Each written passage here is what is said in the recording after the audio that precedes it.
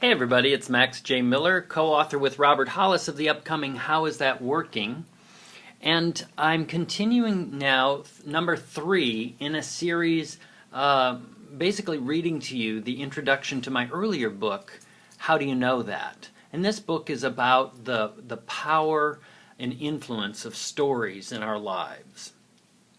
One of the prominent features of hero stories involves a helper character that serves as a mentor to the hero figure as he or she navigates through some mysterious foreign world. In the typical hero story, after experiencing some early setback or defeat, the hero retreats into a cave of some kind. At this point of profound, pronounced doubt and fear, he or she encounters a mentor.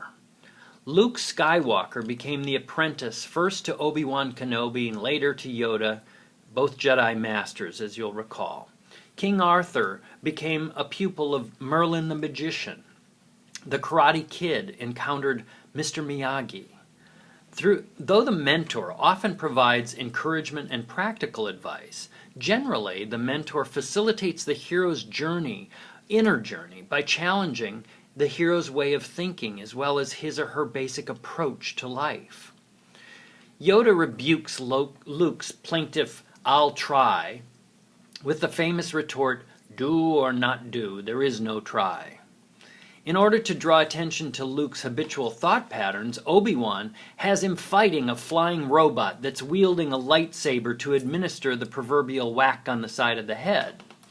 To the same end, Zen masters famously recite koan. These are paradoxical sayings and questions such as, what is the sound of one hand clapping? Similarly, the Gospels tell us that Jesus used outrageous parables to set his listeners free from the entrenched and constricting ideas and beliefs. In the classic hero story, the interior work instigated by a wise mentor makes possible the hero's ultimate triumph in the physical world. My mentor and dear friend Robert Hollis frequently poses the question on the cover of this book, How Do You Know That?, in the same wise spirit as Merlin, Yoda, and Jesus. How do you know that, he asks, with a sparkle of genuine curiosity in his eyes as he challenges the muddled thinking that has kept his business students from achieving their goals and dreams.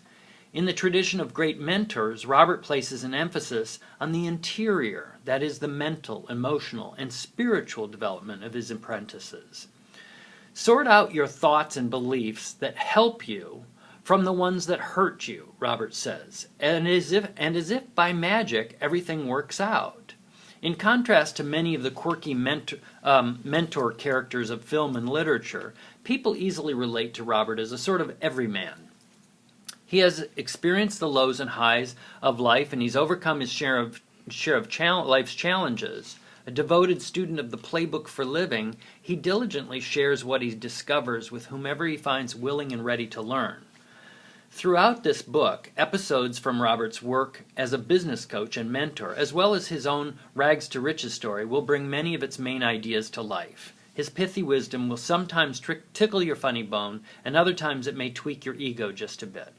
These lessons are not some abstract, clever sayings from a quote book, but precisely administered doses of a life-giving tonic distilled by a true master from a wellspring of wisdom.